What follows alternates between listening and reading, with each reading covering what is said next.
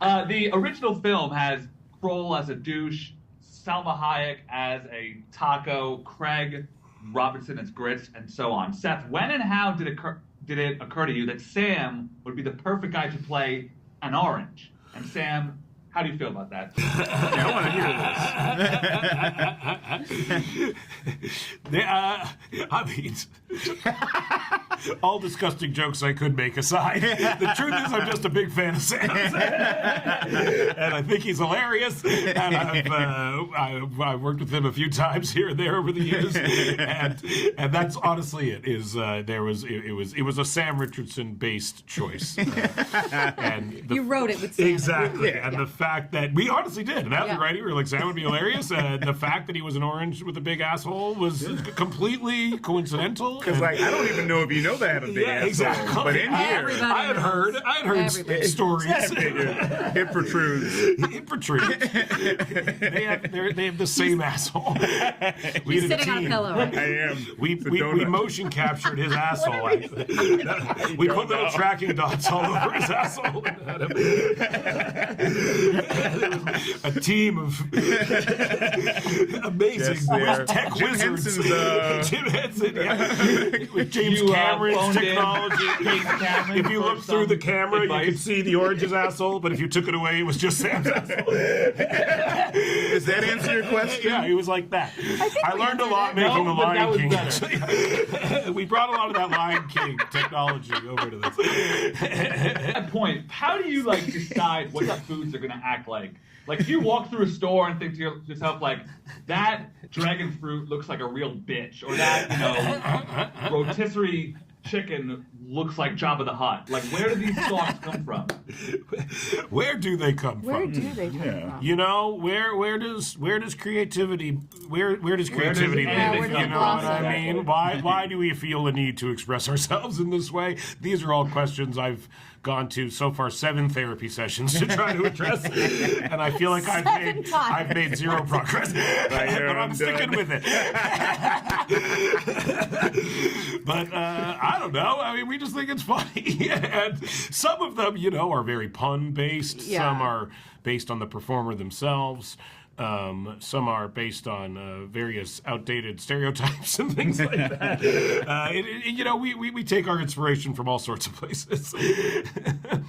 I rewatched the first film, or the film, last night, and it occurred to me, since I'm sure, as I was 10, 15 years back, a lot of teenagers watch your work. And I'm curious if it had ever occurred to you that this film was some people's first introduction to the ideas in it.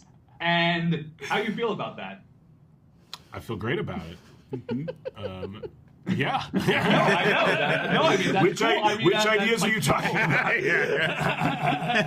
That religion is not what they were taught. Yes, I actually have had people, me and Evan have had people come to us in all earnestness and tell us that the movie Sausage Party is what made them question their religious upbringing. And it's happened several times, and it is fucking insane. Because if you're 12 or 13 and you watch this, you're for sure. And not only are they ideas that they're hearing for maybe the first time, but it's presented to them in a way that they can understand. They really get it. I think the show continues that. Yes, I think sure. we have societal, we decide to explore society within the show, and I think it was a similar thing, and I think there's a lot of people who will look at society differently after watching the show. And again, I think like the movie, we're not we're just kind of exploring the idea from what we think is a comedic perspective, and I do think that it will hopefully broaden the horizons of many people out there through the imagery of food. You tackled the way that we think of weed, and now you're going for the church.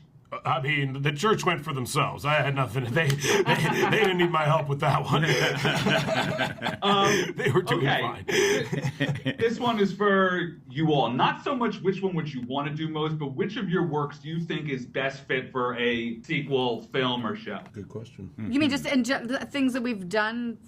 Yeah. Broad. Sorry about that one. I know that's really hard. It's loaded. Or if one that you would like to do, but I know that that's a bit kind of clickbaity, so I try to not do it like that. It's kind of the same. Yeah, I feel like maybe there's like an SNL character. I'm trying to secret. Yeah, character. Sorry, Yeah, maybe like an SNL character. That little hands, the little hands, or like the little hands lady. Mindy Grayson, Yeah. maybe. I don't know, someone like that you could make into A movie, a short, a short movie. just a longer sketch, A longer really. sketch. God, Seth, but it's I don't really know funny if that you bring up that sketch because I told my fiance that I was going to talk to you today, Kristen, and that's the first one she brought up. She brought up that one, and she brought up the one where you're this woman who gets very excited about surprise parties. Yeah. Is that surprising to you that those were the first two that came to her mind? I don't know what people sometimes people will mention sketches to me that I like forgot that I did. Or like, I don't know. Like, I think people just, I don't know. That's very nice. I mean, Sue, the surprise lady, that was one of my favorite ones to do because I always got to like run through a wall or like go up a chimney or something. So tell her thank you. I will. I'm curious, so not counting Sausage Party, what is your guys' favorite animated film of all time? It could be drama, comedy, made for kids, made for adults, whatever you like. You know, I really love especially the ending of, what's the robot one? Iron Giant. Iron Giant. Wall-E. Giant. No, Iron Or Giant. Iron Giant. Oh, Wall-E. yeah. I mean, Wally's great, but I just Wall-E's remember the awesome. end of Iron Oh, Giant was yeah. like such a. I love the end of that movie. Yeah. I mean, it's a good- Superman. Tear. You brought me back there. My goodness. I do love that movie. That holds up. That is a good one. So when I was a kid, Toy Story changed the way that I had looked at inanimate objects like toys. Has this changed the way that you look at food? Like, do you feel a little bit worse now when you eat a hot dog or a slice of pizza now? Yes. I do. I feel powerful. I feel good. Yeah. You're like, I'm gonna eat you, I'm and gonna there's eat you. nothing you can do. I just talk to it a little bit. Gives me a rush. Give it a rush. I'm like, oh, dominance. Is that a bad thing? No, that's good. Okay, good. My 7 therapy I sessions. mean, you know we what tell me- ties can be like brutality of it. When I rewatched the film last night, the scene in which they go home for Red, White, and Blue Day for the first time Yeah. and experience like what their real fate is actually like borderline on kind of scary. Yeah. Like, I don't know. Is it meant to be? I know that it is inherently a ridiculous film, but did you make that scene to be like? I remember being more taken aback than I thought I'd be. You've grown. See, it's because you've grown to empathize with food slowly after years. Those are some gnarly conditioning. kills. That's our real goal: is to have everyone stop eating. That's our real agenda here. What's this reliance on food? You know what I mean? Energy. Eat rocks. Eat rocks. Eat rocks. Do you make the rocks? Yeah, but we try to, I don't know, I mean, to us, like, it's just funnier if the stakes, like, we are always like, the two funniest things are food fucking and food dying. And those are like the two extremes, I'd say, of life in many ways. And so I think that's what we're always trying to get to. And from the stakes perspective, it's just always funnier the higher the stakes are. And that's No pun something, intended. yeah, exactly. Yeah. No pun intended.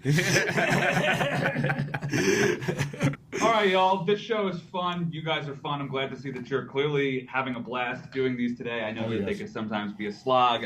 Sausage Party Foodtopia premieres on Prime Video on July 11th. Thank you for your time, you guys. Thank you. Thank you.